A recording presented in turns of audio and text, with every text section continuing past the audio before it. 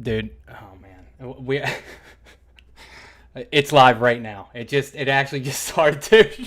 I No, apologize. I swear, I have it all recorded already. So the front end stuff I can put in, but they're man, what I'm an idiot. I that's totally apologize, man. I'm sitting here getting the front end of this conversation, and I didn't even hit the go live. Oh my god. you're so. Oh. It's all good. I'm not worried about it. Let's go ahead. Let's go back to the what you were talking about, the shout outs with Show Dog. I really do want to make Start sure they from get the top. highlighted. Yeah, well, and we can skim through that last stuff because I know that we were going through. And let me just reiterate, guys. Sorry that it was taking some time. I had hit live and we were going, and for some reason it did not go over onto my YouTube side of it. So if it does stop any other time, please let me know, and then we can go ahead and readjust. However, we should be good to go now. Sorry All about that, man. good. What's up, everybody? Yeah, we've been in here talking for 20 minutes. I thought I did a pretty good job, but honestly, I think we should run it back turbo because I'll probably do a better job the second No, time. you killed it, seriously, and I really appreciate you giving me the full disclosure by myself. So yes, let's go through it if we can, man. Okay. All right. So yeah, I mean, just like first thing, like most important, like the first time that we did this interview, like it was, obviously I really enjoyed it with Cody. We had a great time talking. But like the reality is like, we're trying to build a global user owned platform that's, really owned and powered by the community. So, we wanted to involve everyone in that process and do it live, you know? So we're doing it live and we're here so, for the third time. Yeah, let's get it. So yeah, couple shout outs. I want to give a huge shout out to Crypto Palladium, aka the Shill Dog. I mean, good God, man. Steve Jobs over there, or like Steven Spielberg with with these videos. I mean, blows my mind. I think I've bought 20 of his hats, maybe 35. You can ask him. And that's something that I want to applaud and I want to give clarity on. This is a user-owned platform. Telcoin is a user-owned brand, right? That's what we're striving to be. A lot of people reach out to me and say, like, "Hey, I want to sell some like Telcoin merchandise." Telcoin's not a merchandise company. We're not going to focus any of our time on that. If that's in your skill set, in your wheelhouse, and you're going to do it in a way that is good for, it's a good market, it's orderly, no scamming and stuff like that. Like if you have great products and you have, and you want to distribute them, like Telcoin, the employees are buying stuff. Like we're stoked about it, and we want you to benefit from this brand. But want the users to be able to provide services and goods to other users of Telcoin and be able to benefit from that. So I'm going to keep buying. Like I bought two sweatshirts this week, one for my girlfriend, one for me. It was pretty cool. Bought like 20 of those, 30 of those hats. And we want to foster a globally engaged, positive, some community of users, and empower them to participate on this platform and to benefit from it in ways that they are within their wheelhouse. And so it's like, that's kind of like even another thing there. Like we're excited to sort of formalize things like that, and just generally at scale. I think one thing that's been a big confusion factor for people is that they're like, so Telcoin's just a liquidity providing app now or something. It's like, first off, like, we're product focused. We launched the two first user owned exchange products that are mobile based in the world. We plan to distribute that in a way that no one else is doing, via mobile network operators, mobile monies. But just generally like the application layer, the first thing is like the way that you would build, let's say, a service, that you're going to incentivize in the application layer. Well, that important thing there is, first off, if you're earn Tell, we're trying to build a self-sustaining platform that's owned by the users, right? And so that means that, earning issuance means providing some sort of service to the platform that makes the system work and improves it, to meet the sort of design objectives of it.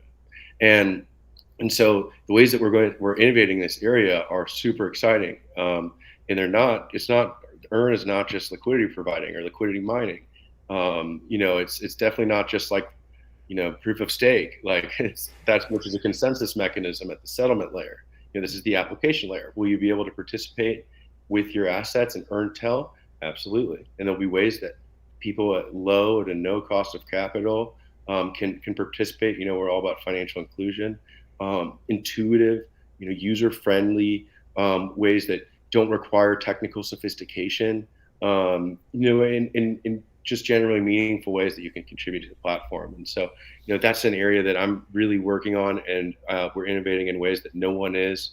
Remember, like when comparing like proof of stake to Telcoin and one sort of crypto network, which people love to do all the time.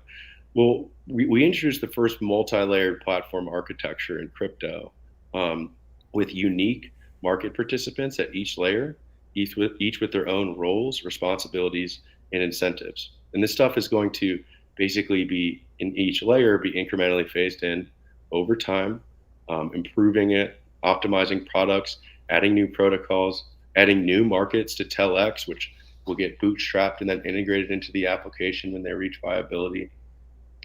Which I'm excited to announce that there's 7 more markets live on Polygon Balancer right now. Can't believe you guys haven't found them yet. You're good at finding stuff. But this one, I haven't seen anything pop up on my Twitter. You heard it here first, guys. So yeah, 7 new ones. Yeah. Nice to see. So like, I think overall, what the stuff that people kind of hit me up about is all like, a lot of times it's like, we want answers, we want them now. You didn't do what we thought you were going to do. But here's the reality. The roadmap for Telcoin is, that generally when we created that last year, we massively outperformed it. Like it wasn't even close. Like we talk like it's in like the idea that we should be sort of held to that. Like here's what I want now for this. Like there's engineering, business, compliance related questions that have to be answered, feasibility studies, and then engineering work. Like the process for integrating new things in our application, like this whole thing that we're building is very non-trivial, and you can't really get anything wrong, right?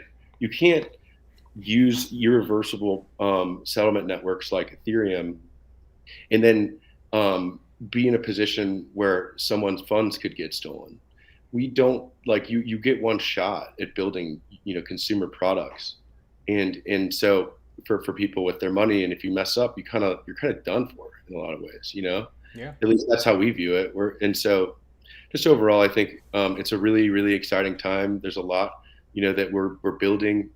Our engineers have killed it. Our business team has killed it. Compliance team has killed it. And I'm happy to go through the roadmap and the milestones that we've hit over the past year, if you guys want to clarify that. But like, it's incredibly exciting. We're not like, you can imagine if you like went out and if PayPal in 1996 was like, we're going to open source the next, 3 years of development, tell you exactly what date we're going to do that. First thing is 10 PayPals would have showed up with the exact same products. And that's just silly. It doesn't make any sense. And so you incrementally phase new things in, and that's what we're doing. And so, today launched 7 new incentivized markets. The incentives, it's still in phase 1 right now, so incentives haven't been launched. We would never launch like incentives prior to there being, a sort of like week's notice exactly what markets we're doing. Going to incentivize. There's no information asymmetry when you do things like this. It's open, anyone can participate. So there's just like a lot of things that we can talk about, but I guess, do you want to just start off by asking some questions? Let's go through a couple of them, because I know last time we spoke, I had some really good feedback on what you were saying, and cheers. I got the water. We'll go for that for right now. So let me go ahead and what were you gonna say? How are you feeling, by the way? Feeling good, man. I really appreciate that. It took a little while. My senses are kind of slowly coming back. I think the one that's really not here 100% is smell. But really, yeah, it's really weird. But my wife, pretty sure that she caught it as well. She had the vaccine, but obviously being around me, you're probably bound to get it if we're in the same house, sleeping in the same bed. So, but the only thing for her, man, her senses are just out of whack. Can't smell, can't taste, nothing. So, yeah, it's a little weird, but I appreciate asking, man. Yeah, we're doing well, just trying to move forward, and unfortunately, I have to head back to work Monday, so that sucks. But yeah, let's go ahead and let's ask you some of these questions. I know that people are really concerned about the USDC, the tel pairing, and you mentioned these new 7 pairings, which is really exciting to see. Yeah. Okay. So what's the question there? So the question would be now, is that the most viable pool, and that needs to be obviously met with the $5 million? Sure.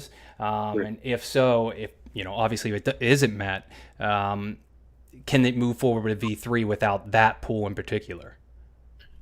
Yeah. So the first thing, let's talk about how Telex works. I think there's some sort of information disconnect here, and let's just start there.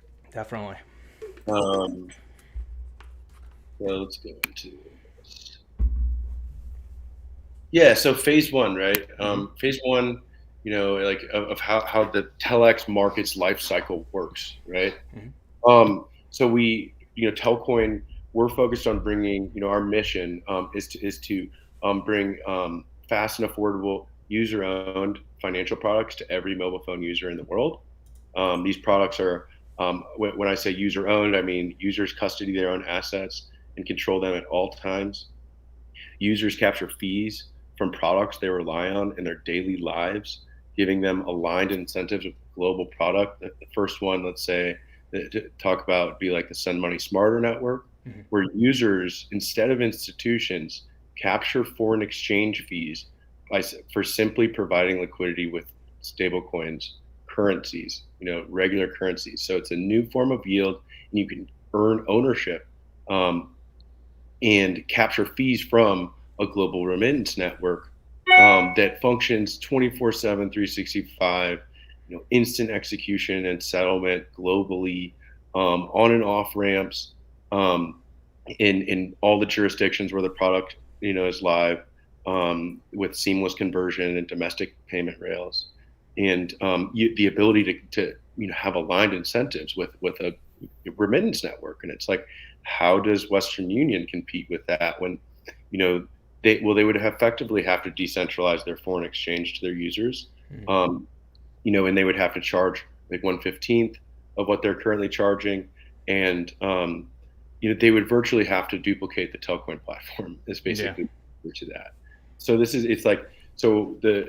the first phase, right, of phase 1, which is product design, which those are live or through phase 1 for SMS and for Telexchange. Then there's market selection, which is basically the assets and the markets that are most suitable to power these products and enable them and optimize them. We select those, and there are 9 today. There's 3 on DFX, 6 on QuickSwap, and we're announcing 7 are on Balancer now. The incentives for that won't start much later. Any sort of formal announcement will come later. But want to make sure that that's clear. It's already on the blockchain. It's already on V2 Balancer on Polygon. Sweet. And then incentives launch, which we haven't done that for those, but there's incentives live for the other ones.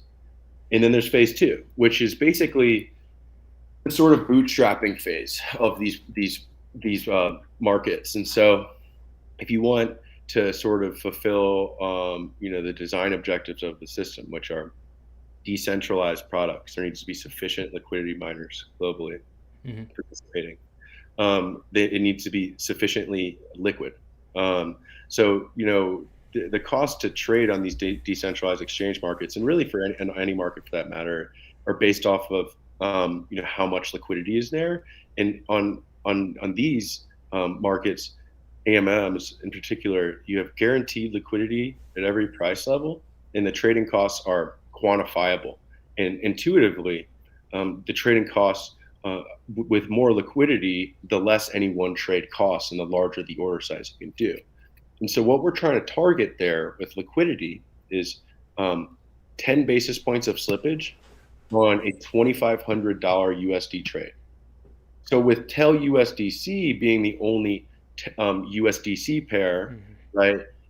Otherwise, no other way using just the 50/50 model to get from your bank account in the US to the assets, then that market certainly needs 5 million.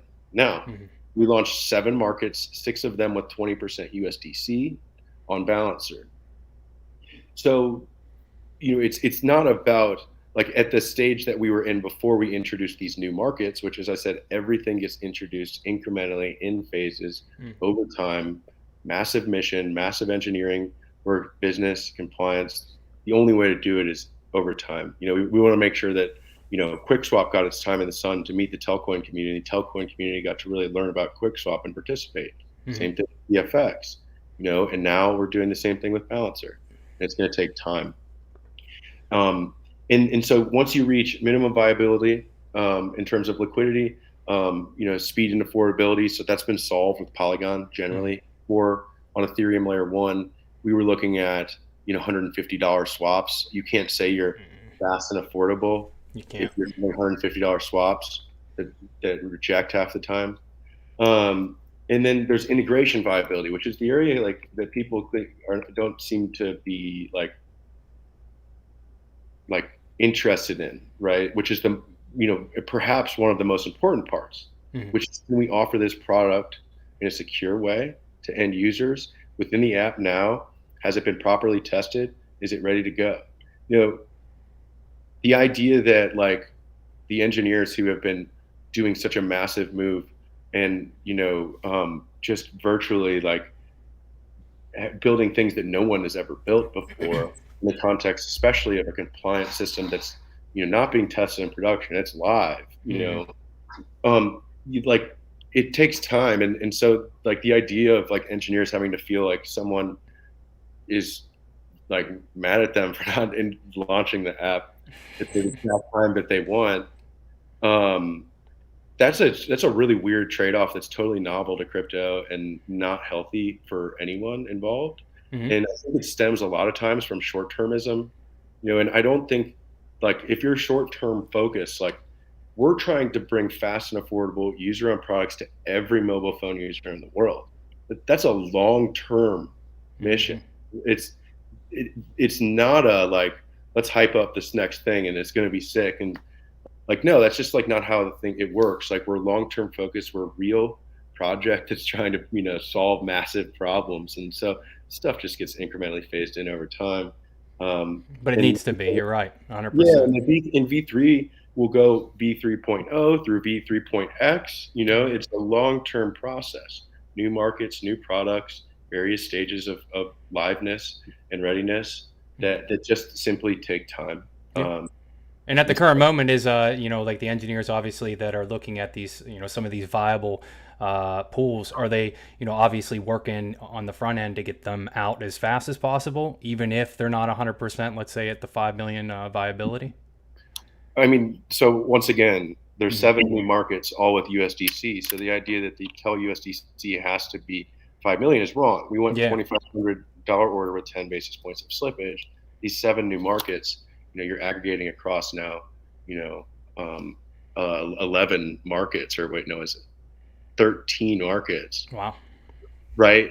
6 of them have USDC as a component, and so that it really shouldn't like. I just don't think people need to stay up at night. Like the system's decentralized, user owned. It has to make itself work on its own in a lot of ways. Like we're optimizing for execution for end users as liquidity miners.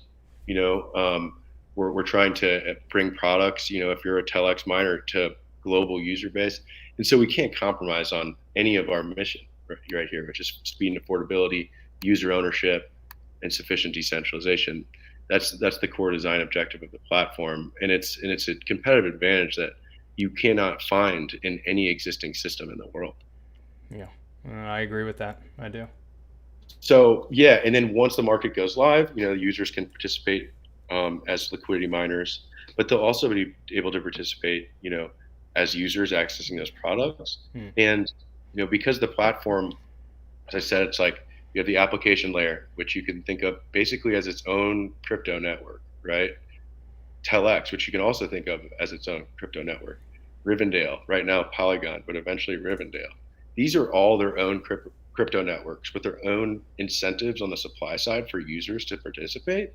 Mhm. And for the application, that means we want intuitive, commercially viable ways that users can contribute quantifiably and contribute to the system improving and self-sustaining and decentralizing. And so you can think about like ways that would exist, but like we're not going to launch them until we have engineering, business, and compliance approval. It's been tested, and you know it'll happen over time, and it's definitely not a short-term thing. Like it's just not even like that's why we don't focus on things like that at all when and like it and I think that's something that is just short-termism in and of itself is just like in no way something that we're interested in at all, and in discussing.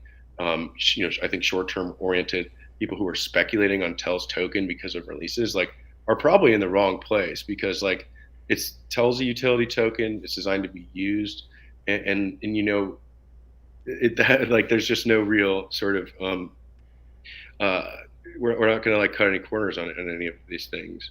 Mhm. And we're really focused on the long term and getting it secure and right and the best possible products for end users. So that's the long story short is like this all just happens over time. We only do things when they're viable and secure and tested, and we're super excited about the ways that people can participate in the new products that we'll launch and the new everything. So it's an exciting time. And it's been really impressive also to watch the community just like bootstrap these markets in a real way. So it'll be awesome to see as we integrate new ones and new types of protocols. The how of a sort of globally liquid marketplace we can create as a community. It's going to be really awesome because the more markets, the more protocols you have, the more crazy applications that we build. And this is the very beginning of all of this. So Yeah, and definitely. Again, like you said, it does take time. Even from the past 3 years to see what you guys have built, has been insane. And whenever it goes back to the roadmap, what you were saying, you guys over exceeded expectations, in my opinion, based off of just the mobile money operators and the telecom operators. And I think we had spoke about this in the previous video that we did. Was I don't think people understand or grasp the severity. Those mobile money operators are some of the biggest ones in the world, and kind of the reach, I guess you could say, even as right now, would be approximately somewhere around 400 to 500 million people worldwide. yeah, So again, that's just, in my opinion, that was kind of crazy to see. And then kind of everyone was just like, well, V3, and it's like I understand both, but we launched V3. I mean, like, and that's one thing that it's just like we massively outperformed what some sort of just like single app layer system will be. And like I'm happy to walk through the trade-offs there in terms of how we could have done it the other way and what users would have gotten out of that. Here, I'll show you. First thing is like um, so the Telcoin platform before V3 was just the application. Mhm. That's it, right? Now we've launched 2 user-owned products. We've launched 3 of the 4 protocols that we're very interested in building on. In terms of how many markets is it at this point, Cody? Ah, 15, 17. 9 of those are earning incentives. mhm. 6 of those 9 are earning double incentives, Intel and a native protocol token. We re-architected the stack in such a massive way in terms of like before, if we just launched before, like you would just be getting this, and like okay, what's different between it's just like a totally different game. Yeah. We launched like Rivendell and we're launched on Polygon now, which is a massive migration. And very exciting. Check out my interview with Hamza Khan the other day. He joined us on an AMA. It was very fun. And then, yeah, I mean, like we can kind of look at the milestone achievements as well. So, last year, we basically, it was me, Paul, Mike, or Mike doesn't even work for Telcoin. So me, Johnny, Paul, and Jeff. From before that, maybe like 20 people. And so we rebuilt the team from 4 to 30 and 35 employees across 7 or 8 countries. And that's, over the past like 12 months. Yeah, it's wild. Which was really great. And I'm happy to go through like how I got into Telcoin and all that stuff after we do.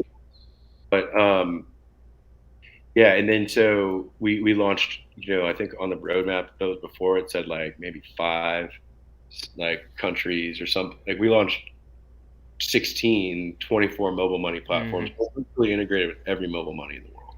Yeah. That gets overlooked so much, man. And I just want to reassess that, or reiterate that. It's just like people get caught up in looking at the space and then going, oh well, these people, why is their token going up in price? They're partnered with X or Y or whoever it is, and it's like, dude, you guys aren't looking at the big picture, man. You need to see what are they offering? What are you guys providing? Is it a unique service? Yeah, and so it's going to be. I just think that the reach that this can have, even whenever it comes to feature phone usage, whenever that does arise, it's going to be massive, and people, we'll see in the long term. But continue what you're saying. Sorry. So we passed LB 649, which is a first of its kind consumer focus, direct to DeFi, direct to the Tellcoin product suite of DeFi products, bank. So today you go to a money transmitter and send your money to Coinbase. That might take 3 to 5 days to settle. This bank is designed so that users can instantly mint global basket of stable coins and provide on both the supply side, think Telex, and the demand side can access those products instantly, globally, and ideally integrated with the Fed, which is like never been done in crypto in any way whatsoever. It's a massive undertaking. It takes serious sort of gumption, as well as sort of social capital, as well as just like Paul, who I'll get into in a little bit, is just he's an asset to this company in a way that like you just very rarely will see in any crypto companies, and so that was a massive undertaking, and certainly not on the roadmap. Raised 10 million in equity financing. We launched the world's first multi-layered, user-owned, decentralized financial platform. Decentralizing the liquidity engine to active users, and enabling them to capture fees and power products from in those products, that they rely on in their daily life. So we launched, 2 of those. Check them out: the SMS Network and Telex Exchange, both user-owned exchange products. And they launched the first mobile network operator, validated blockchain network. It's an Ethereum sidechain called Rivendell. Another thing like that never has been done and is entirely novel, global, and crosses all sorts of crazy areas from a business, engineering, and compliance perspective. That like it requires you to do this stuff over time, and that's in the bootstrapping phase for validators, and it's been really exciting to see the traction there. But of course, like we won't announce anything about Rivendell until there's something that's live, because that's all that matters. Like crypto used to be kind of like you were like people would just buy stuff hoping that something cool happened in the future. Well, like now you have like live global productive transaction volume, from real users that you can quantify in real time. So like we're past the phase of that being like an interesting thing. It's never been interesting to Telcoin to talk about products before they were live in any way, and we never will. But like today, like you can, the proof is on the blockchain. Like we know that Uniswap's doing 4 billion a day in volume, and there's X amount of users, and like we can see these things in real time. So like the idea that like you should be speculating on future things is kind of crazy in terms of future releases. Just focus on what's there. So that's just the first half of the year, right? That's like there's more that's happened after that, obviously too. But that's just the first half. That's just the first half of the year. So, we're getting after it, guys. We're not done yet. Well, and it's got to happen now. It's got to be now, Parker. You know it. No, I'm just kidding. No, I'm just joking. But what I was gonna say, man, was I do have a as you were going through the LB 649, I was wondering if you could talk a little bit about that. Now I know what's obviously what you did say about the bank stuff and things like that. But is there any plan for the when's the HQ move? So there's the banking entity, right? And so just generally, I would think about, you know, it's what have we shared publicly? I need to think. You So were just talking about a little bit of it. yeah, so basically, Telcoin crafted and advocated for LB649, this new type of state banking charter that's focused exclusively on digital assets. We don't, lend the charter doesn't enable you to do what traditional banks do, which is fractionally lend out people's money. It enables you, the consumer, to store your money in a way that has zero leverage, and you get to put your money to work on your own, and you don't have to rely on 10 basis point savings accounts from banks anymore who go out and lend your money and take risk with it. Now you can do that yourself, and we're going to continue to innovate. But it's the perfect sort of layer of the platform in terms of on ramping in a compliant way users direct from their bank account instantly into our products. And so, yeah, we are certainly working to pursue that. We crafted it so in a lot of ways so that we could do that. In a lot of ways, it's designed for what we're trying to do, and we want to be regulated. We want regulators to tell us what we can do. We want to work with them to figure out how to regulate the space properly. It's very novel, and we just want to do that in the way that's best for consumers, possibly. And so, yeah, I can't disclose any sort of information about when that happens and what's next, but it will be released at launch, and we are, on a mission here to make stuff happen, and so, we'll just release it on our own time. But yeah, it's an exciting space. It's an incredible design space to be in. It opens up a lot of doors for a company like Telcoins, and it certainly, should work to massively improve the liquidity, functionality, compliance of our platform stack. Awesome. Well, that's a good answer. No, I kind of, I figured you guys would obviously release it on your own time. Just wanted to get that out there for everyone. Also, I wanted to go through and see, let me ask you a couple other ones from the community that we had. What kind of marketing will Telcoin be doing in order to attract some end users, or will it be exclusively having the partners just advertise for you guys whenever those markets come to viability? So you mean when the app is live and Yeah. we're super excited about the products that are in there, and they're moving, and they're and there's something that we're ready to deploy marketing on. To be honest, what we're doing in that space is very novel. No one's done it. I think it's going to be incredibly meaningful and empowering. Okay. And we have a lot of ways of going about doing it, and how we're designing it. But I would say that it's going to be something in terms of our strategy there that no one's done. Gotcha. At scale, we want to make the system self-sustain on its own. So that's pretty much all I can do to go into that. Oh. I definitely would never want to hype up our the way we're going to market stuff in the future in any way that was like all people are like Telcoin's going to turn on the marketing, the whole like we know what we're doing. We're excited about marketing these products in our application, and we're going to do a lot of things to empower users to participate in all sorts of ways as well. I did see another thing that came up. My father-in-law sent it to me, but it was I just noticed yesterday your former Kraken product lead joins Telcoin, Ryan Tully. Is there anything you can go into about that? So we're gonna share a Q&A of me and Ryan, and just him. He's gonna tell everybody about his background and what he's done and built, and why he decided to join Telcoin. And but what I can say is that as I said, we've grown from 4 to 35 employees, right? And so before Ryan, we sort of had all these people who, by the way, like our retention is basically 100%, with the exception of 2 roles that are not in engineering. Our engineering team has had 100% retention since Yeah. before, and Wow. that's 20 engineers. We've had zero turnover. So we're all very aligned on this mission, and everyone's been working really hard and hustling to get stuff done.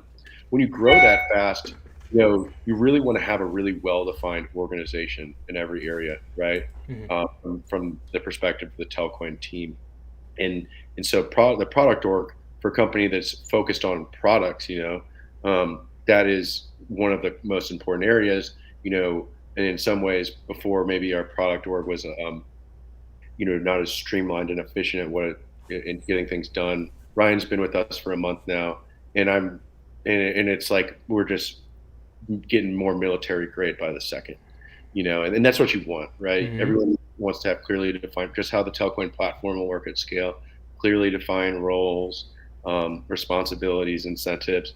Same thing with the Telcoin platform and how users can participate across each layer. Yeah. Same thing with the Telcoin team as well. And so Ryan's been just incredible for that. I don't want to give too much away about him and his background because that's more for him to share, though. Gotcha. Yeah, no, that's exciting times, man. I'm glad to hear that, you guys were able to get a new hire in as well. Because I know we had spoke about it last time. And I think that can kind of lead me into that, I think it was the new funding that you guys had received. I know we had spoken briefly on it. Is there anything you can disclose on that?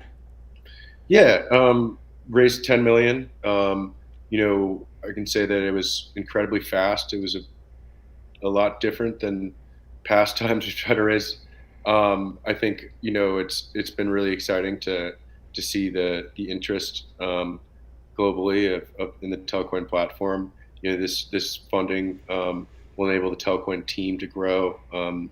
We're targeting maybe 50 employees, Wow. and maybe more. Give us plenty of runway and to fulfill our mission. And so that's pretty much all I can say. I mean, our largest cost overall are employees, and we want to grow that. Um, so Well, yeah, definitely when you have like engineers and you're covering almost every end, like you said, those engineers they ain't cheap. So, yeah. but obviously got to have the best ones, like you were saying, military grade, and yeah, I respect that.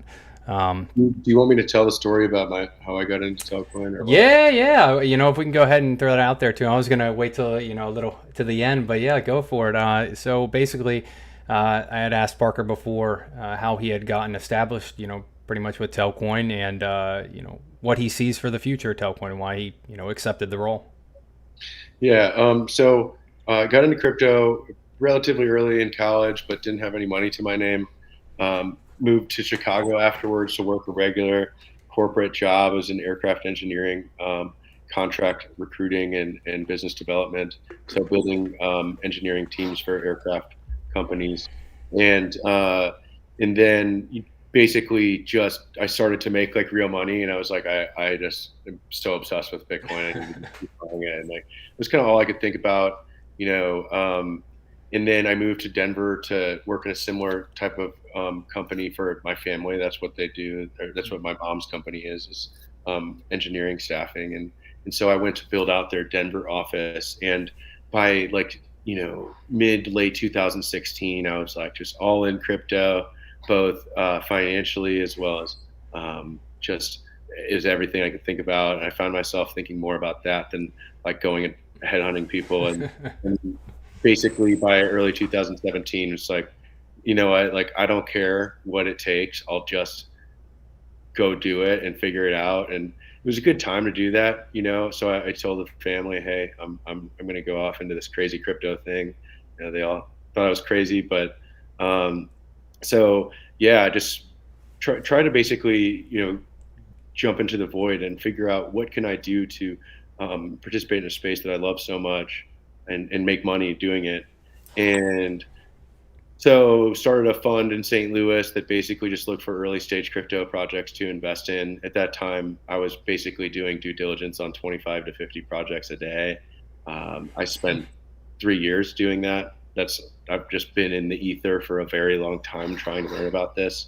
And so, did pretty well with that. And basically by like October, I was doing founder due diligence on Telcoin and I came across Paul.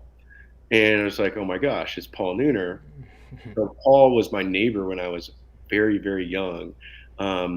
He actually, he's like, some of my earliest memories are like, Paul was my babysitter, and I came in and he was playing like old school video games on the laptop.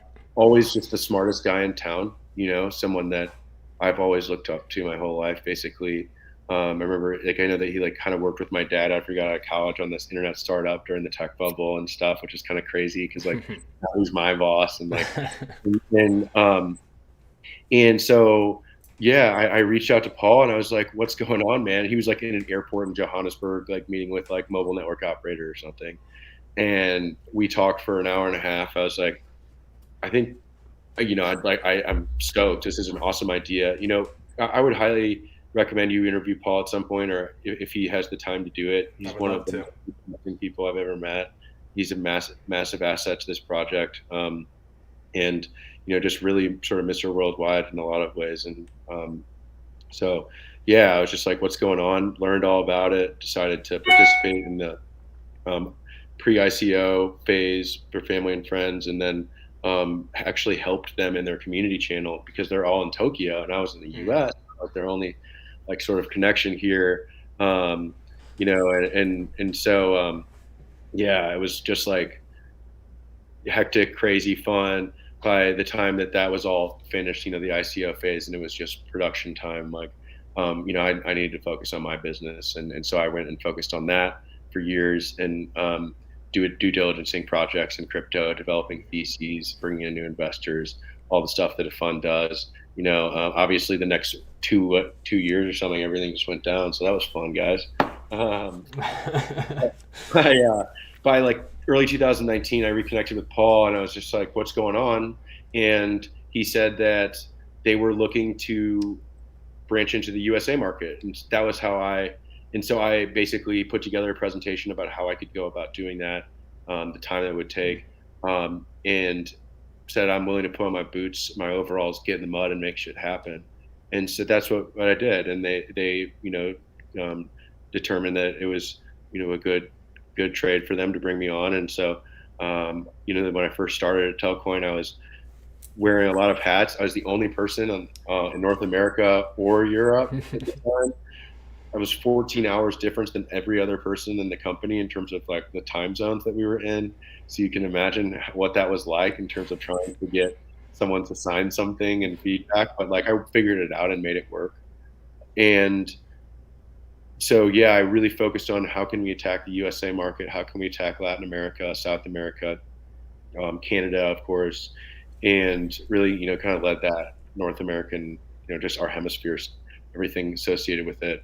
And then during this time, I was very intrigued by how decentralized finance had found product market fit, how, we really had found the first real use case in terms of smart contract, decentralized systems that are, function autonomously without middlemen, in real time, where there's real productive cash flows flowing through the system in a decentralized way. Like DeFi very clearly was the first sort of product use case for that. And I just was thinking the entire time about how we could distribute our products in that way and try and capture the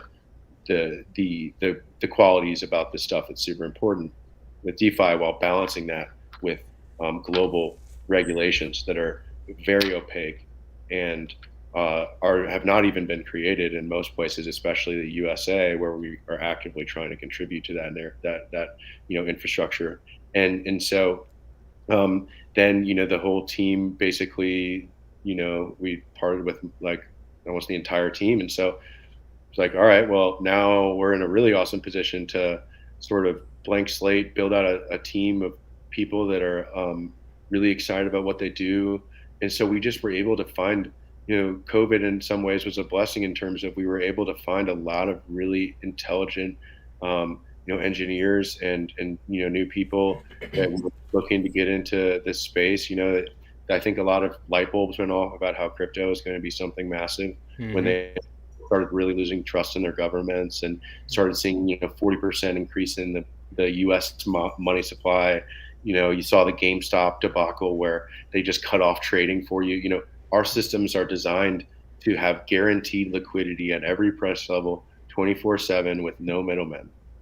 How does Robinhood compete with that? They don't. You can't. Um, unless they build an alternate financial system full stack platform like Telcoin, which they could do, but we're going to beat them at it, and so yeah, it was like incredible. Now we're at 35 employees, and we decentralized our liquidity engine to users. Like if you think about how the alternative to that would be, you guys bought assets from us that would cost more.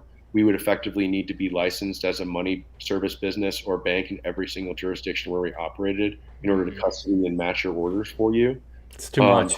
Now this is globally scalable, decentralized, and so if we did that, there would be no user ownership. It wouldn't be fast and affordable. We would have to charge big rates to try and get market penetration, and it would take a long time to try and get to every mobile phone user in the world.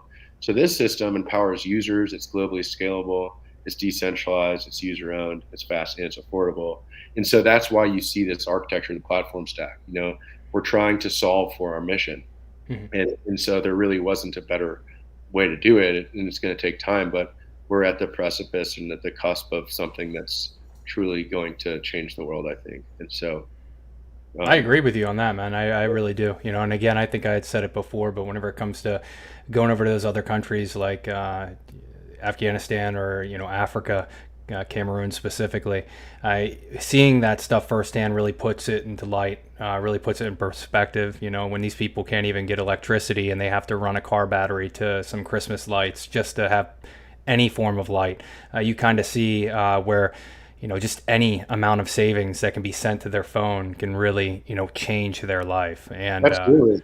We have places in Africa that where we're involved with various organizations throughout some of these countries where to do a domestic payment costs 25%. How does that compete with something that can be instantly transferred with no middlemen for less than a penny anywhere in the world? It doesn't, right? And so we're solving real problems for real people, and it's really exciting to be at this exact juncture in time. So I have another question to kind of stem off from this. We were talking, the smartphone and feature phone, and maybe this is a question someone had asked before, but are you guys actively, obviously, working to create feature phone? Because I know we have a lot of talk about smartphone usage. Is there anything you can talk about specifically on that? On feature phones? Yeah, just exactly. Is there implementation, obviously going forward now, or is that going to be something after the smartphone, implementation? That's always been, Android, iOS are always first for us, but that's always been part of our roadmap, and it's frankly not my area. Okay, gotcha. Let me do a couple others. I see some people in here getting anxious. They're saying ask them questions that the fam have tuned in for. Almost all these questions are, compiled, guys, just a heads up. So another one, I don't know if you can answer, but let's see. When it comes to, these payment money transfer service, whenever you're going to be utilizing them within the United States or just anywhere in general, are we going to see some sort of maybe co-branded, cards or anything like that, or can you touch on any of that? Yeah, that's already on their website. There'll be, a Telcoin debit card at some point. Gotcha. It's on Telex and the what is Telcoin, or what is it? Telex. Was that relatively added to the site new or no? Was it there? It's there. I'll show you right now.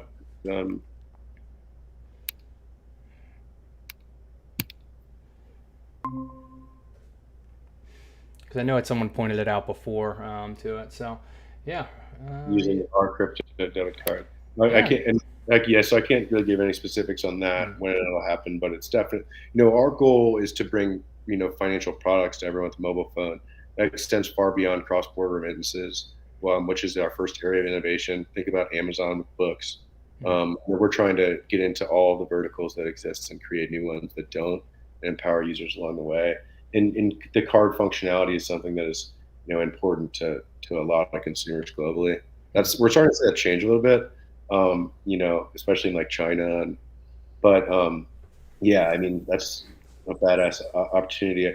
I would caution people not to like hype it though. Just like anything else, like hyping it is not good for anyone. Yeah, Uh, obviously wait no, speculation till confirmation. yeah, I mean it's just like there's no like that's not a value additive thing to go out and like hype that. Mm-hmm. It'll matter. It only matters to users. It only Mm-hmm. matters to people using it. That's all that matters I overall. can be honest with you though, man. I use I have a crypto.com debit card or prepaid card, and I'm gonna be honest with you. I use that thing every day.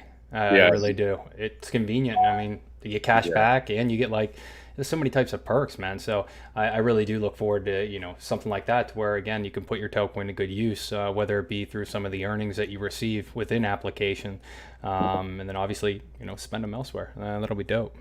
Yeah, there's an awesome design space for us too. Consider the liquidity engine and Mhm. global card payments and stuff like that. Yeah. You know, we're going to build some crazy things in that space. But That's what I like to hear, man. I have a couple others. I know I see Cribs and Squirtle. Squirtle had said, "How do you yeah, how do you combat the phone upgrade cycle as numbers get recycled so a renewed number could be registered to another user, which stops the person with new phone signing up? How do you combat this?" So basically, I guess someone, whenever they get rid of their phone, how is that cycled? And I don't know if that's a question for you, but yeah, so one thing I'll say is that you know, Paul's company before he got here and like a big number of our staff are 20-year veterans of the telecom space. And so, the sort of fraud infrastructure that we're using is built by people who built it for everyone, and that's already global, And so, um, the the solutions to problems like that are coming from the best in the world at it, full stop. But they're not coming from me. yeah, I got you on that. He's saying that right here. Talking about Africa, how is the partnership with Jumia evolving? And I don't know if this is a question for you, but maybe there's a strategic partnership that maybe you can comment on. I don't know. Yeah, I mean, any sort of partnership evolutions Mm, that happen over time are going to be, announced at launch when those integrations are live. Otherwise, we're just hyping stuff, and that's mm-hmm, not. But I can say that we're like super focused on that. The some of the areas in Africa where we have partners, especially, those are perfectly ripe for what we're bringing. Fast, affordable remittances, exchange. I think I saw something like 70% of Nigerians or something. Maybe it's like 30%, but it was like a substantial number, like crypto mm-hmm. users. You know, um, It's a lot, and I know that. yeah, and so it's similar to how Africa and other developing countries and continents sort of skip the landline to the cell phone. Like we're trying to do that with banks and Telcoin, and so I think we're probably the best position in the world to like capture that market in a real meaningful way.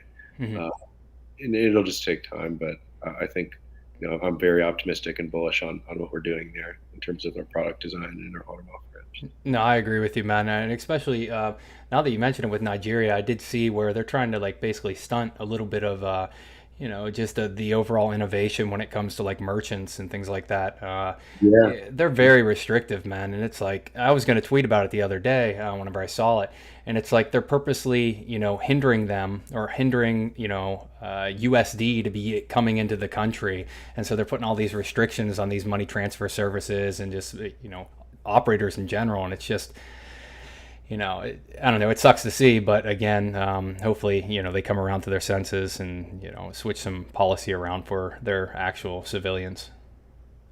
for sure. But let's go through and you want to just ask the community if there's any questions that they may have, and then we can go through and because I know that not all of the questions or things that I've said maybe Yeah, there getting was thrown one out question there. there. I think it's XRP Chill Daddy. Is that the name? So funny. It's like, I like directly like respond to people whose names are just like hysterical. Don't say that, man. You're gonna have people creating accounts now. I mean, I'm just like, you know, it's hilarious. But anyways, the question that he had was, so what do crypto teams look for in candidates? Like, what would you do to get into the crypto space? You know, if you were trying to do that today. I mean, I did that, right? Mm, I literally jumped ship from the corporate lifestyle and just said, I'll do whatever it takes to figure out crypto. I wouldn't necessarily recommend anyone just like drop everything to do that. But I will say this, virtually every single area of what I do has come from me being a user. User first design principles, you know, like that's kind of how we think about things. It's like, how could you ever design a product on top of anything if you haven't actually used the thing, right? mhm, And so there's always that sort of asymmetric advantage to people who are willing to put their boots on and get in the mud, and learn how these systems work by using them. And it's kind of crazy once you like, people always are asking me, what book should I read to learn about crypto? How do I get involved in the space? And I'm like, mm, turn on your internet connection, throw some money in there and start experimenting and mhm, figuring out how this stuff works. And then from there, as a user, you are the only person, who's positioned to design something that improves the user experience and to design new products. This stuff is not theoretical anymore, right? Talking about it in terms of what it could be is just like a waste of time because it's all working in here today. mhm, And so, my answer is basically to that question. Like, if you get in there and you start learning this stuff, you can start coming up with ideas for, how you might improve XYZ project, XYZ company, or what you could, design for them and bring to the table. And so, you can do all this without anyone's permission, and so you have an edge that just most people are too lazy to do and mhm. figure out. Like, so it's one thing to like listen to podcasts and people talk. It's another thing just to get in there and learn how it works and use it. And when you do that, you kind of realize, like, first off, this technology is magical, and second off, like, you can figure out ways to improve it. And if there's a project that you use that you're like, this is great, like, I want to be a part of that, I want to Mhm, build something real. Well, you're now perfectly positioned to market yourself to them, and how mhm, you could bring value in a real way. mhm, So that would be my recommendation. It wouldn't be like go out and try and become a trader if you're not already making a lot of money doing that. If you're not very successful at trading, if you're more of a long-term zoom out kind of person that's passionate about building things in crypto, then the only way to get there, besides having real engineering talent, is I'm kind of speaking from the business side here, is to be a user. And so mhm. that's what I would recommend XRP Chill Daddy. Yeah, very good point. Yeah, it definitely is. You have to get out there, man. You actually have to, get your hands dirty, I guess you could say, like, well, what you said. So I think that's how I learned as well, man, was 2017. I didn't really know anything about the space. Had a friend that told me I should buy Litecoin. And then here I am now. Yeah, it can be as simple as just buying something. Mhm. You're then aligned with it, and you got to figure it out. Some people do that. It's kind of where it all starts, I guess. But so when was the first time that you started like providing liquidity? Did you do that during the pilot program in the past year? Yeah, no, I did it for actually, I think it was Balancer at the time. I didn't do it too long. I only did it for a little bit. However, I actually did it, with this upcoming release of V3. I went ahead and provided it. And I know everyone keeps asking, hey, what's your opinion on it? Are you going to do it? And yeah, I will be. I'll be doing more in the later on. However, I haven't chosen, when I'm going to do it. As of right now, I'm relaxing. I'm chilling to see. Obviously, I have a couple more people that are interested in getting into the liquidity program or providing liquidity. So I think that we'll be able to see a lot more people actually coming in to the Telex market within the next week and a half, I'd say. So hopefully we can get that viability. I did have a question though, man. For people providing liquidity to Telex. Now, is this limited to where obviously it's user owned? You guys are people that are on the team are users or can be users if they want to Yeah. be. So I was just curious. Are you guys are So obviously able to Bitcoin provide? BTC Mm, won't be a liquidity miner. And like the big problem if we were to do that is it wouldn't be decentralized, right? If mm, we went out and started earning all the incentives, like, one of the design objectives of issuance is to decentralize the network to long-term sustainable users who provide real, quantifiable, durable value to the platform. And like if Telcoin was a participant in that, it wouldn't be user owned, et cetera. So we don't, but like I do, you eat your own cooking in life. Like, and I know that a number of other, people do, and it's totally up to them. They're their own individual users, Mm-hmm. but in terms of like Telcoin PTE, no, because they would compromise the design objectives, Gotcha. to be decentralized and user owned. So So these are the here, new 7, right? yeah. So notice, so there's Telbow, each of the networks that we build. So this is Balancer, by the way, on Polygon, guys. So each of the design of this Telexchange product, which is like a digital asset exchange product, is such that, each of the decentralized financial marketplaces that we're building on, they have native tokens, right? And so, a big part of Telexchange is to enable users from both communities to seamlessly participate across both at scale. Our goal is that Balancer users and Telcoin users merge into one, and they because who's most well positioned to assist the Telcoin project with products related to Balancer? Well, it's the people that own Val, it's the users of Val, it's the developers.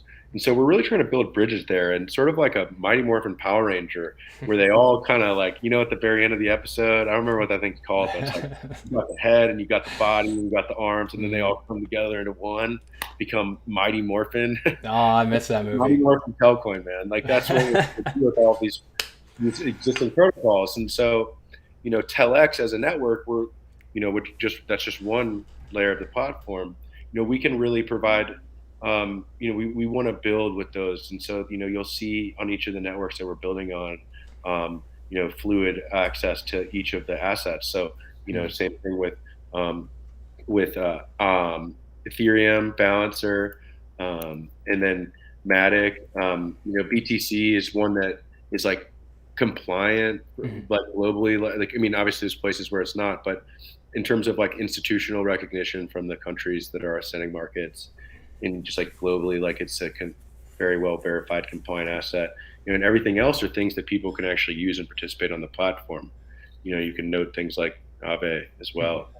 Let your mind wander if that's what you like. But so yeah, we launched these pools, and so when people were talking about the USDC one, I was like, well, why don't you guys just look at because like, there was only one Tel USDC market before, but now, There's multiple. be 1, 2, 3, 4, 5, 6. And then there's that the Tel so 80% USDC 20. I like that. yeah, and this, I worked with the Balancer core developer team to develop this model for the pool designs. We wanted to focus on ensuring that so this would be considered the trading token. This would be considered like a currency token in this context, and then Tel is the reserve asset. And this is what I would consider like the V, 0.2 Tel exchange pools.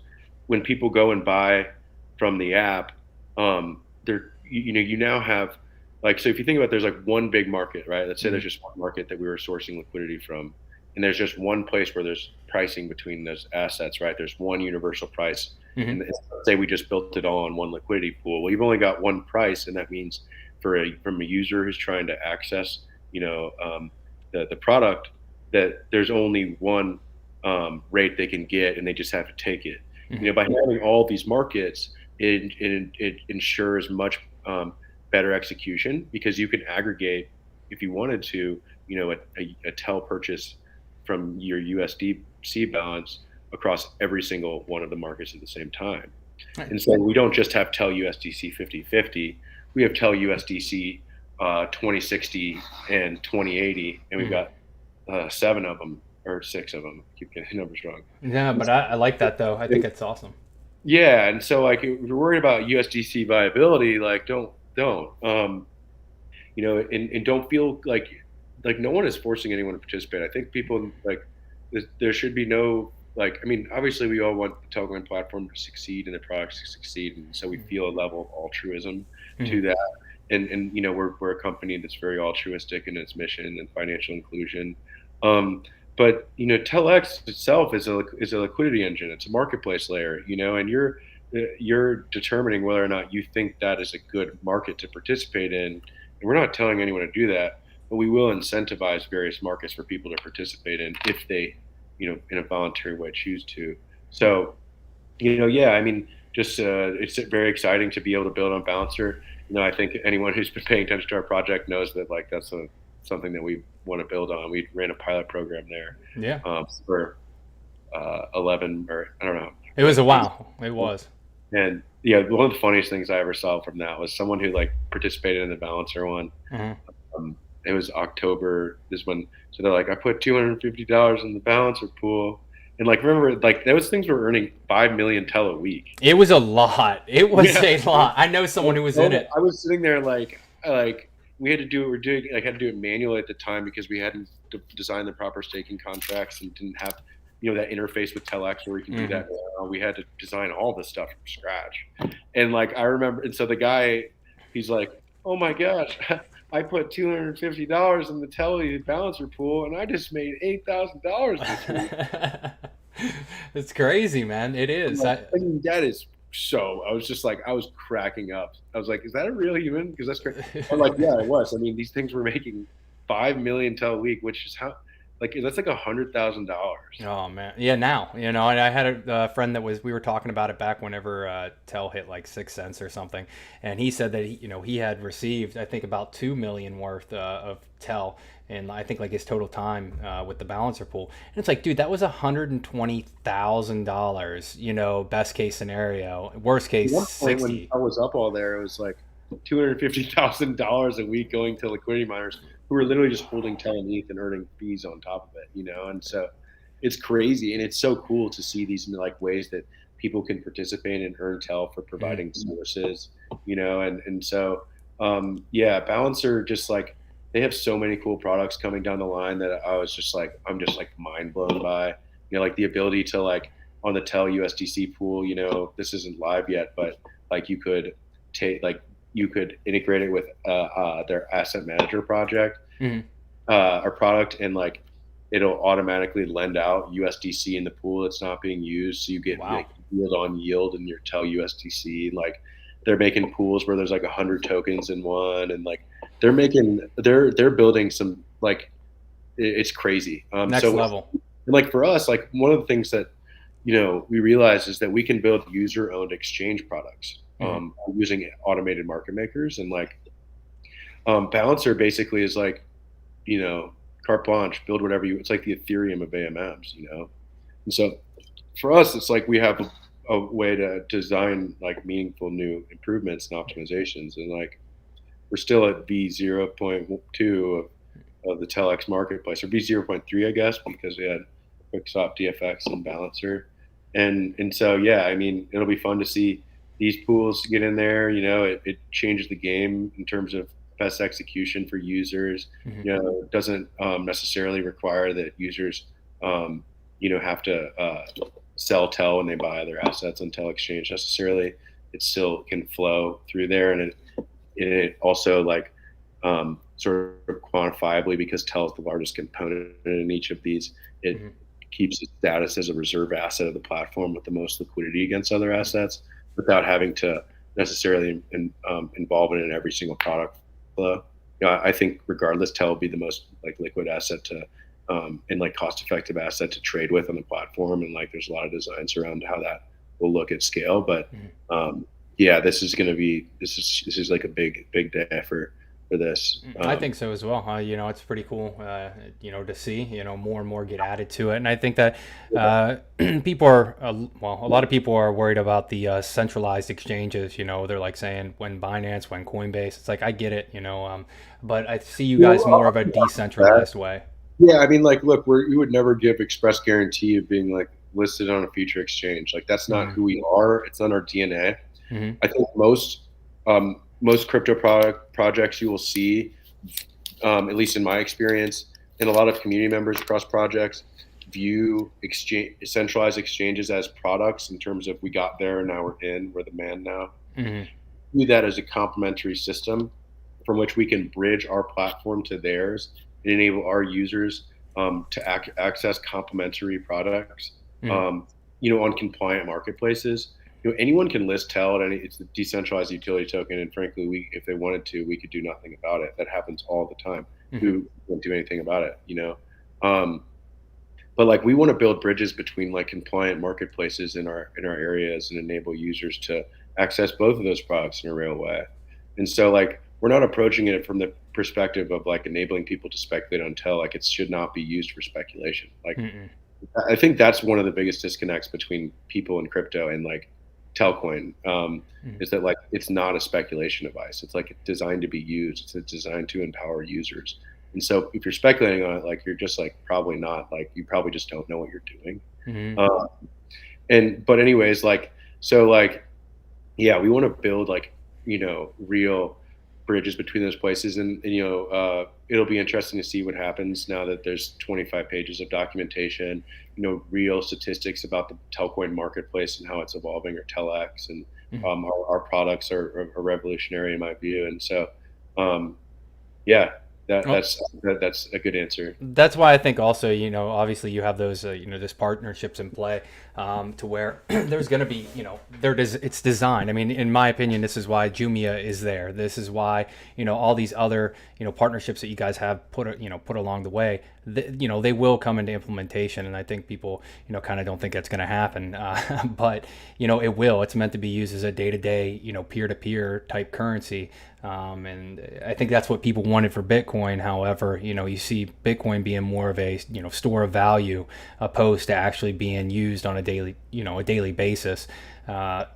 There are some, obviously there was a comment here about, Lightning Network, and does that affect you guys or anything like that? And it's about choice. I think people are going to use whatever they want to use at the end of the day. However, whenever you have convenience built into it and you can merge CeFi and, DeFi Yeah. systems, the convenience is there, and it's going to be it's like a no-brainer, I guess you could say. Another thing I know people are saying, I just want to clear up some of these things that are in here. The application, I know that Parker had said it before, it'll be released, whenever everything's, good to go, compliance wise, viability wise, and then security wise, which is the final step. So we obviously don't, well, not me, but you guys obviously don't want Yeah. to give up the integrity of systems just to appease. Well, I mean, I mean, I look at some of these comments and they're saying like we need to tell them when the app is like, what? I don't understand. Like, where have you ever heard that isn't like a normal way that an organization goes about their roadmap in terms of a specific day? Like anyone who's built a real engineering system like knows that like things come up and you need to make sure like it takes time. Like giving hard deadlines to a global public audience in order for them to speculate on that stuff is like totally bizarre and not normal Yeah, for how. it's not like the stock. I mean, even in the stock market, it's like I don't buy Coca-Cola and then go and sit in the board Yeah, meetings. they're not telling you when they're. You think like look at okay. Let's talk about the biggest company in the world, or one of them, Apple, Steve Mm. Jobs. Do you know how secretive that was? Steve was about his products when they were going to come out. You think he was going to share it before they came out, how it would work, or would you get if you did that, you probably end up in jail? Like because proprietary information is incredibly important. Um, no, like, so yeah, I think there's just like a disconnect between, you know, people saying that we need to do this and that, then, otherwise we're not successful. It's like, well, it just takes time. So yeah, I don't understand like the idea that people deserve to know like when our proprietary information is going to be released. I think Uh, that it comes down to people, just I guess it's like wanting an answer, even though that mom told them, something different. They want dad to say something different. And when I mean that, I mean by, someone in the community probably said something, and they're taking that over the people that are actually working on the product firsthand. yeah. So I think there's probably confusion with that. Again, it'll happen when it happens. I think that's the best way that I can sum it up. Yeah, I mean, you're never going to be able to please these people. They kind of, it's very confusing to me how that somehow we're horrible at doing business and disrespectful to the community. Telcoin is not Apple. Okay, do you like us? Like, do you just not like us? I don't know. Like, what did we do? Like, I don't understand. Like, Another thing too, I don't want to delete the comments or anything like that because I like to have that free flowing. It's people like, are putting hey, up tens of millions of dollars to fund the app. It's not a controllable. Who are you talking about? Our equity investors? Do you think our equity investors are calling us, telling us we need to release our application tomorrow, we're a success, or we need to open source our proprietary information. They're doing the opposite. They want us to do a good job. They want us to build the right products. By the way, like I've made it clear how these markets get viable, and we just released like all of these new ones. I don't know. I mean, it's you know what, like fine, like it's very disheartening to see people. Um, yeah, we didn't say the application would be live. We said that if it's ready, it will be live in this quarter. But we released V3. Like, we released like 15 markets, a ton of incentives, 2 new products, the first mobile network operator validated blockchain in the world. And we're just going to keep shipping with our heads down. And so That's what you have to do, though. I mean, I agree with that. yeah, That's how it was in the military as well. It doesn't matter. You got to keep doing what you're doing. You got to keep putting forth the effort of things that you believe in. And if you're doing the right thing, and obviously you're good to go. I mean, that's just how it yeah. is. Anyways, do you have any other questions you can? Yeah. Let's go through. Let's see if we have a couple more. Dylan, we do have a sales team. Jeff Quigley is the leader of our sales team. He's done an awesome job. He's gotten us to the point where we're integrated with every mobile money provider in the world. I don't think you could name one crypto that is integrated with one mobile money. So. Oh, good point. So yeah, the one that I did have is I know we touched on it before, obviously, but the community didn't get to hear it. But I was saying, how or why could Telcoin fail to complete its overall vision, and where do you see Telcoin within the next 5 years? Wait, why would it fail? Sorry. Yeah, how or why could Telcoin fail to complete its overall vision? Let's just start with there. Yeah, just like overall, crypto is an incredibly like risky area. Like China was effectively able to illegalize Bitcoin mining, and they cut the head off a snake. I think they were something like 60% of global mining hash rate, and now they have 0%. And they were able to do that in a meaningful way.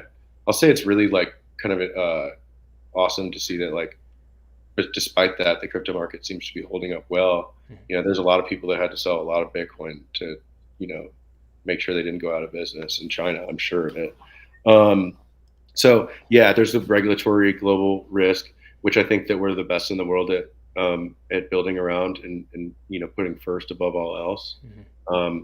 So yeah, I mean, we're really focused on that area, but it's a tricky time. I mean, the FATF introduced like virtual asset service provider rules that they're trying to share and get implemented globally, which are really weird. I mean, basically, like, they're trying to make people who provide self-custodial liquidity and don't custody other people's assets, which is what money transmitters and money service businesses and banks, that's why they get licensed, KYC, AML, and custody of assets.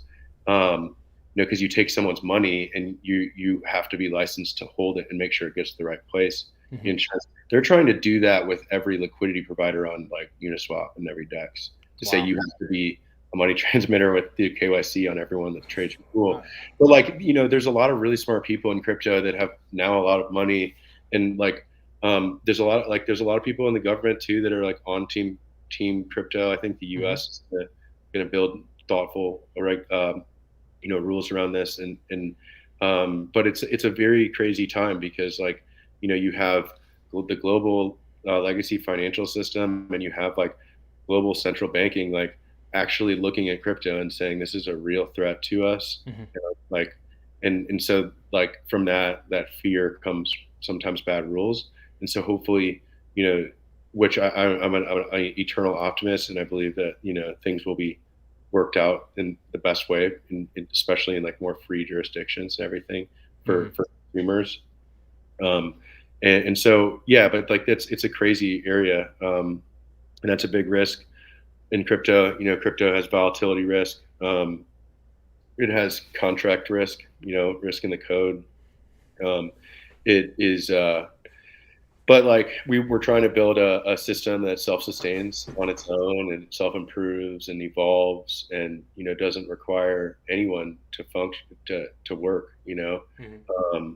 It requires a global set of participants to function, but no one person. We want to build something that self-sustains over time, and so we're looking at all the ways that we can do that, from incentives to um, building out compliant infrastructure, to just bootstrapping secure networks and new products and markets and everything. So yeah, I mean it's definitely like there's a lot of risk in crypto and something you have to be cognizant of if you're in this space and holding real value in it. But I think we're going to do a good job in that area. Well, I think so as well. I think obviously you guys have, I think, over five use cases in general that kind of go overlooked. But again, it's meant to be used on a day-to-day basis, and that's where I think the value will be driven just based off of that.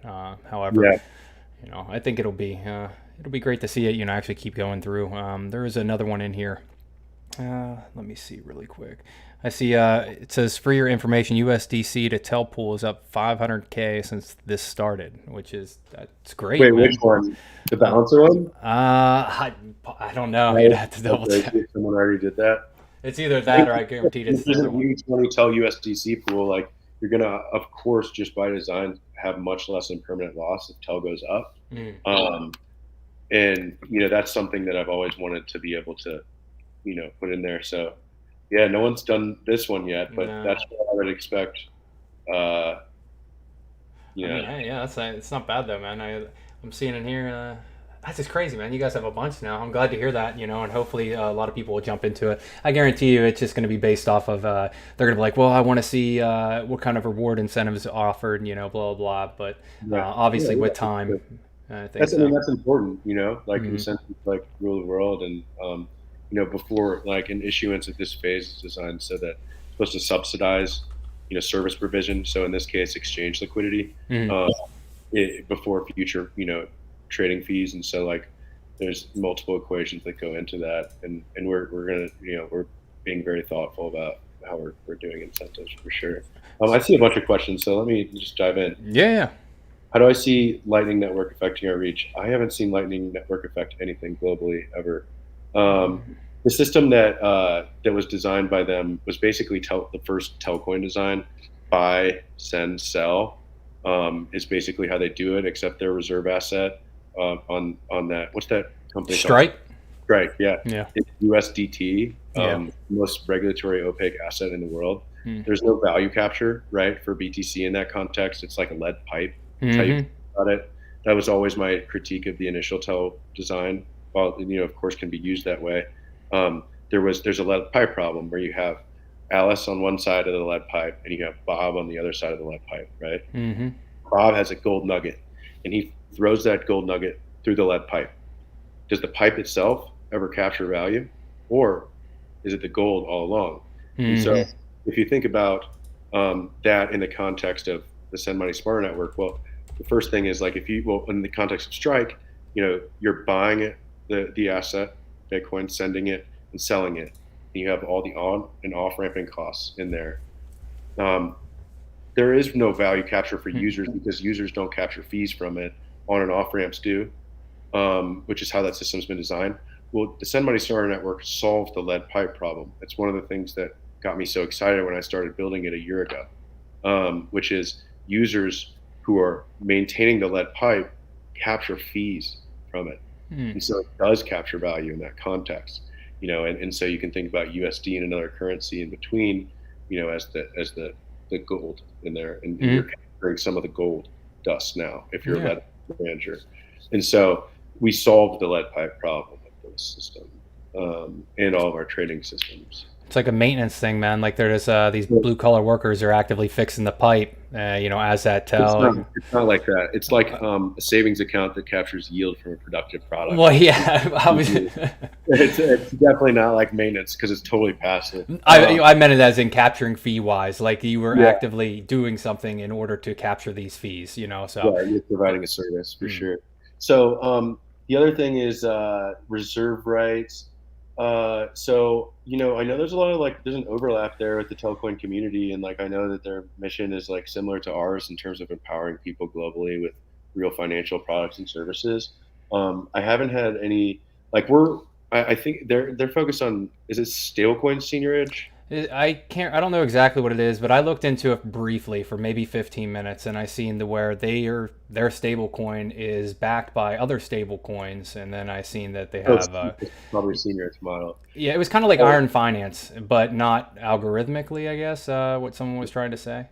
Yeah, it's interesting. I mean, that Mm-hmm. model's been around since 2015 is when people started sort of talking about senior edge. I mean, that concept's been around for a long time, but in terms of the first like design one, I'm interested in it. But we're really focused on asset-backed stable coins with domestic payment rails Mm-hmm. because that means that your only costs and the only thing that Telcoin needs to do in that context is build on and off ramps from going from the stable coin and redeeming it and minting it Mm-hmm. and then just building an interface and a product and bootstrapping the liquidity. With DFX, we virtually only need to, like our role becomes very clear in terms of building bridges to the legacy system, and the costs are so much lower when you have those domestic rails. Mm-hmm. Like if you don't have domestic rails with the currency and it can't be redeemed for another, um, you have like a number of problems. The other one, like the first one, is that like Send Money Smarter Network, if there's not domestic rails, doesn't solve any problems in terms of you would have to do the 4x twice. Let's say an asset was backed by uh, U.S. dollars in a bank account in the U.S. and then you sent that coin, or that coin was redeemed on the other side after going through the product. Well, you basically would do 4x twice, and it would just be like a redundant like sort of sleight of hand almost. Mm-hmm. Whereas like we're really focused on building out those compliant asset-backed coins because that makes it the best remittance exchange product in the world for sure. Yeah. Like, there's a question about that. So for DFX though, when will is Telcoin going to be live on their platform? So I did see that I can see it on DFX. However, I didn't know if there was going to be any co-thing between you guys to where Yeah. you were. Their contract had a truncation issue. It's like completely secure and safe and fine, but Telcoin has 2 decimal points as an asset, and so when in that the contract earns every second it accrues rewards. Mm-hmm. So when you only have 2 decimal points, like if it does every second, you can't break past that. And so there was a math truncation issue with doing the double incentives contract. I've talked to them about it, this week, and any sort of rewards that like everyone's good in terms of rewards, but we just want to wait until it's perfect before we integrate it onto the Telex site. We're in no rush. Yeah. Like think like the viability for those markets. You can do $250 remittance, the average value through one of those markets with 0 trading costs on a $10,000 pool.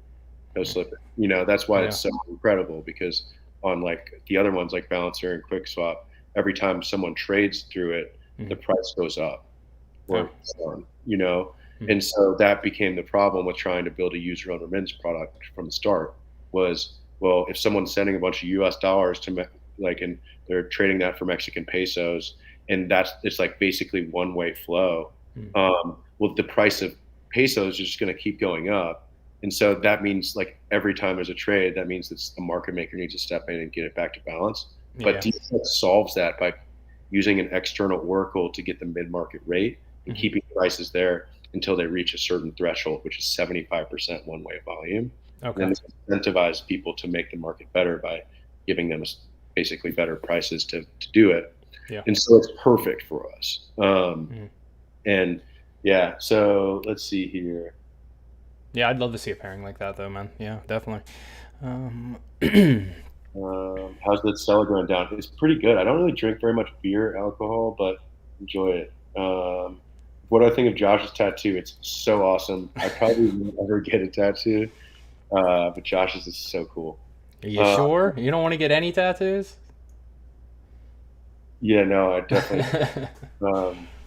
If we are bootstrapping this, I think it's fair for us to know when we can open a wallet. And yes, open the wallet when it's ready. Like we're focused on that.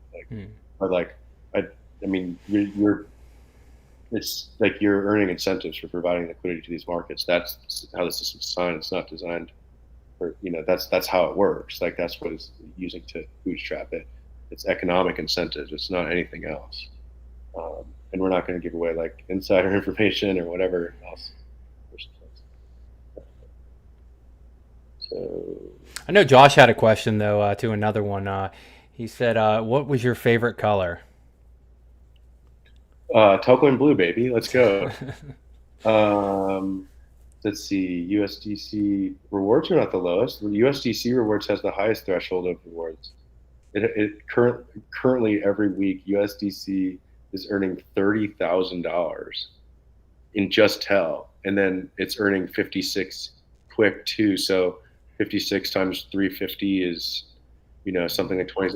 That thing is earning like over 100% APY on mining incentives alone. So yeah, that's just like wrong. So it might not be 100%, but it's very high, and it's like certainly like we're trying to bootstrap a specific amount of liquidity, and so these rewards are actually far above that. Our numbers tell us that $5,000 a week in rewards should roughly bootstrap $1 million in liquidity.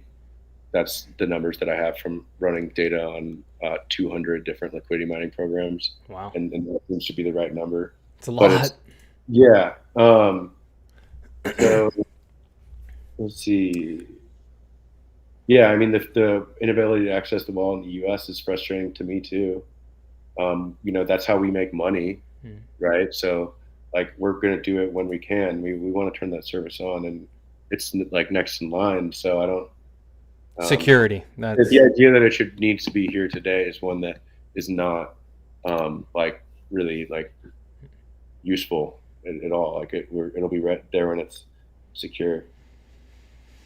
We marketed this thing when the old team almost killed it. How fan is strong gets treated like redhead stepchildren. Well, I'm sorry that you feel like you're being treated like a redheaded stepchild, because I love the Telcoin community, constantly trying to empower you guys. We decentralized our liquidity engine to the users so that they capture fees instead of us. That would have been our margin, and we gave that away. hmm. So like, and we're not even close to being done with empowering users in that way. Like it's like, and we're going to do that in ways that are like, perfect for users who don't have a lot of capital, or maybe not technically sophisticated. So yeah, I mean, don't, Everyone gets access, basically. yeah. And, the idea of marketing this thing, um, we didn't tell anyone to do that. So that was your own thing. I see. Here's one. Any update on Aave? So yeah, I mean, like kind of what I said earlier, the new protocols like markets will be integrated in phases over time. Hmm. With Balancer right now, in order for us, like our goal, we want the Telcoiners to earn double incentives. We think that the Telcoin project is, I mean, we're the first, mobile-based user-owned exchange product to build on any AMMs. Hmm. And so, we want to, but Balancer is governed by the users and by the BAL holders. And so, in order to earn double incentives for that pool, there needs to be a governance proposal that's done, and it needs to go through. I'm probably going to be the one to do it unless someone else wants to volunteer. And it's something that we're working on. But you can't launch these pools without using basically like a command line interface. Like you have Hmm. to code them. There's no create pool Okay. function, so we had to lean on the Balancer team to launch these pools, which they did like yesterday or something. And so it's just going to happen in phases. Aave is incredible in the sense that if Tell, that also needs, first off, we need a governance proposal that gets Tell on there as a form of collateral before we can build products on it. But it opens up the design space in terms of you can do borrow, you can combine exchange and money markets to make applications that aren't possible in traditional finance. Hmm. It'd be like combining Bank of America within the New York Stock Exchange into True. one application with no middlemen. And so that's something that's like in combining that with Western Union too or something. Um, Was that one of the reasons why you said when we were talking Uniswap, basically that they were trying to make it everyone be a licensed, every liquidity provider or every pool a money transfer service or MSB? Is yeah, I that mean, one? yeah. Is that why you guys chose to opt out of using Uniswap opposed to a couple of these others, or what you guys use Wait, obviously? wait. Did you say that Uniswap is making everyone No, no, no, KYC? no, no. We talked about it. Well, you had said it previously Oh about no, that. Uniswap isn't. So Polygon is the only functioning live layer 2 network that Mm, is working at scale today. we're focused on fast and affordable financial products, Hmm. and that wasn't possible on layer one. Polygon is the only one that has the ecosystem tooling, infrastructure, decentralized financial marketplace that's suitable for the Telcoin application, and is sufficiently decentralized and secure. Hmm. And so there is no Uniswap on Polygon. They're Okay. only on Optimism and on main chain, so we couldn't build on them for our products if we tried. And we thought about the idea of continuing to bootstrap the Uniswap pool on mainnet, Hmm. but I think it would be a misuse of incentives. That's what I was getting at. Sorry. In the Uniswap V2 pool is earning, like, it's the lowest I've seen it get recently is like 50% APY. But like at one point it was like 2100% APY. That's crazy. Yeah, that pool is ridiculous. So fees should work to subsidize it. Let's see. Oh man, these Yeah, I people are mean, funny. it's like some of the stuff is complex. I get it, and like Telex is not for everyone. It's more for crypto natives, but the application is designed to be used for every mobile phone user in the world. And Hmm. you'll be able to participate on the supply and demand side of that and make the system work in a meaningful way. And like, so yeah, I mean, like, uh, there's as well, like, sort of asymmetry of opportunity um, when you can participate on Telex, but it's also not like people I think forget, like, you're like, people are like, well, my grandma's not going to be able to provide liquidity and use it. And I was like, well, yeah, and she's also not going to be nor could she ever be a market maker on the New York Stock Exchange for the Robinhood app that she uses today. Hmm. Only one company gets to do that, and we've said everyone in the world gets to do that, and in a fair way, and earn real fees for doing it. And so it's just like that takes a lot of time and education, and like it's unnecessary to get everyone involved in it. We're not trying to either. It's just like, here's the incentives, here's the markets. Hmm. If they work and it gets to a certain phase, then the app will go live. But that's the trade-off you make with decentralization, is it requires A lot more. operation that is done in a way that's through economic incentives. And so that's the challenge that we're trying to solve. But we've optimized already with these new balancer pools, for impermanent loss and for liquidity provider returns, and we're just going to keep innovating and building new stuff. Um, I mean, we can go through and if you see any other ones that are in there. But I was gonna say, where do you see Telcoin in 5 years from now? What's going on? um, so yeah, basically, at scale, I think we will be the core. Like, I think in 5 years, like, I'd like to have the most liquid global financial marketplace in the world, Telex. 10 plus user owned products that are 100x better than the legacy system. Distributed by a ton of mobile network operators globally. Secure Rivendell chain with a thriving ecosystem of DeFi protocols. We're not going to build DeFi protocols, right? We want to build bridges to DeFi protocols and DeFi markets and those teams and those communities. And so, in a lot of ways, like, that's happening now. And this, on Polygon, as a proof of concept for people in the future to build on Rivendell, because they know that we're the real deal. Hmm. But if like Telcoin was like, we're going to build all the AMMs, we're going to build all the protocols, like, that wouldn't really be like decentralized. It would be like, so we're trying to build bridges with those, and so I really would like to see a thriving DeFi ecosystem on Rivendell. Incredible products. We've changed the lives of millions. We've bootstrapped a self-sustaining system that improves with increased usage. Um, and basically, it's the Telcoin users capture a lot of value and can make the system work on its own. And Telcoin company is just focused on building great products on top of markets that are powered by the users and telecoms and all that. So it's a big mission, but like, it's incredible to look at where we've come in the past year and this year. Hmm.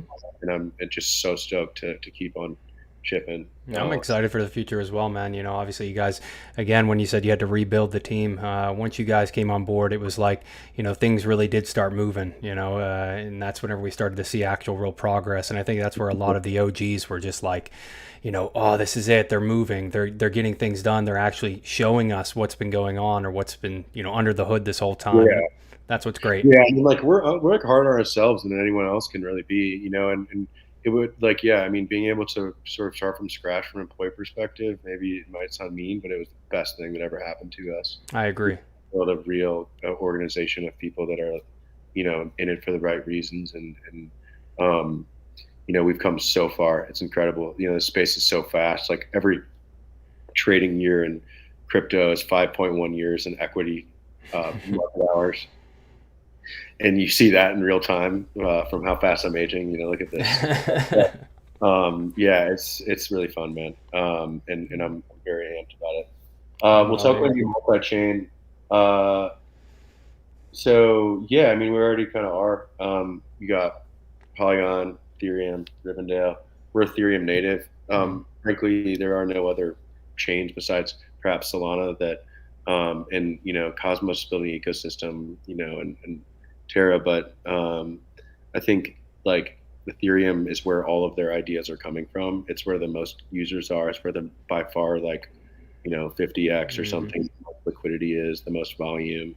And we've been Ethereum since the beginning. Like that's no secret. But similar to how like I was talking about building bridges between us and the centralized exchanges or compliant marketplaces, we want to build bridges so that users can move their value wherever they want, put their money to work in areas that they want to participate in. And if there's and so but that takes time. Like for now, like right now the focus is on building really great products, building bootstrapping them, building a diverse marketplace, getting new on and off ramps, corridors, all that stuff. So over time, yeah, like 360 trader interview, he hasn't reached out yet. It's a little sad. I think I said yeah I'd be down. No, I'm kidding. He seems like an awesome guy. I mean, he is a good guy. Any of your show, like any of your shows, if you guys put Telcoin in your name, like you bet your ass I'll be on it. Telcoin Theo popped up on my thing. I was like, that's my guy. That's him.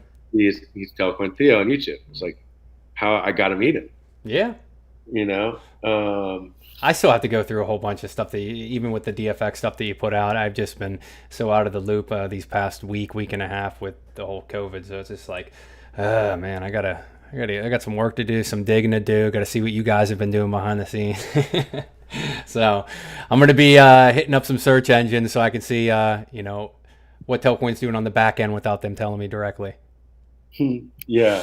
And then someone said, like, if Tel goes to $1 or $2, like, was Parker going to keep working? Like, yeah, like I'm totally in this for life. I'm obsessed with crypto. I've done everything I could to position myself to be able to work in this space full time.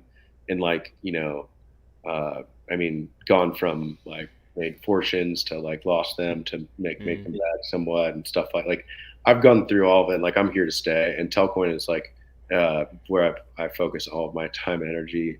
Besides, yeah, and like I love it, and I'm just very blessed and honored to be a part of it and contributing to it. And the price is not something that is what I'm in it for in any way at all. I'll keep building regardless, and honestly, like I want more Tel too, guys. Like,